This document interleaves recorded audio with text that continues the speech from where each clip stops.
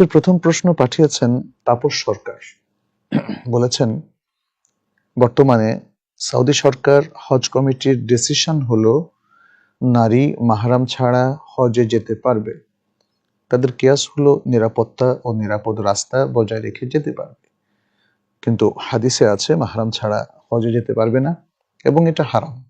তাহলে কিভাবে এটা জায়েজ হলো বা জায়েজ করা হলো? প্রথম কথা হচ্ছে,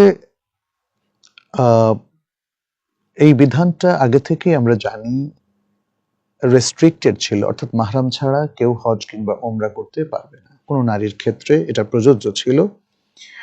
যদিও আমরা জানতাম পুরাতন একটা ডিবেট আছে এখানে, নেজার ওয়াখতিলাফ ফিকহি, নেজার ফিকহি অর্থাৎ ফিকহি ইখতিলাফ, সেটি হচ্ছে ইমাম শাফি রাহিমাহুল্লাহ এবং আরো কিছু ওলামাই কেরামের মতে তারা বলেছেন, যদি পথ নিরাপদ হয় এবং তার নিরাপত্তা বিঘ্নিত না হয়, তাহলে সে একদল মহিলাদের সাথে বা বিশ্বস্ত সাথীদের সাথে যেতে পারবে। এই ফিকহি মাসআলাটা অনেক আগ থেকেই ইখতিলাফ, মানে এখানে ইখতিলাফ ছিল এবং এটা মতভেদ যুক্ত একটা মাসালা ছিল। যদিও বিশুদ্ধ মাসালা হচ্ছে নারীদের জন্য সবসময়ই মাহরাম লাগবে, এবং বিশেষ করে হজের ক্ষেত্রে, কারণ হজ একটা ইবাদা এবং সেখানে মাহরামটাও একটা শারঈ ইস্যু। হজ যেমন একটা শারঈ বিধান, মাহরামটাও একটা শারঈ ইস্যু। যদি মাহরাম না থাকে অথবা কোনো মহিলার সাথে তার স্বামী না থাকে, তাহলে তার উপর হজ ফরজ হয় না, তার উপর হজ ফরজ হয় না, ফলে মাহরাম ছাড়া তার জন্য যাওয়াটা সঙ্গত নয়। এই বিধানটা বা এই মতটাই আমাদের কাছে রাজেহ, বেশি শক্তিশালী দলিলের দিক থেকে এবং সকল প্রকার শারঈ যে যুক্তি আছে সেই যুক্তির দিক থেকেও।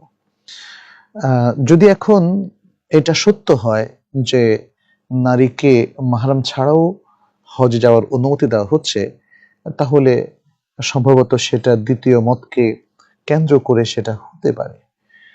কিন্তু তারপরে আমি বলবো, হজে তো কোনো সরকারি কাউকে যেতে বাধ্য করছে না। অতএব আমরা মনে করি যারা তাকওয়া অবলম্বন করতে চান এবং যারা শরীয়তের পাবন্দ হতে চান, তারা মাহরামের শর্তটাকে প্রবলভাবে অনুসরণ করবেন এবং শর্ত পূরণ হলে তিনি যাবেন। আর মাহরাম ছাড়া যদি কোনো মহিলা বিবাহিত হন, তাহলে স্বামীর সাথে যাবেন। দুটো অপশন, হয় স্বামীর সাথে নয় মাহরামের সাথে। বালেগ মহিলাদের জন্য এটা বিধান, এবং আমরা আশা করব যে আমাদের বোনেরা এই বিধানটাকে, যেহেতু এটাই রাজেহ, সেটাকে ফলো করবেন।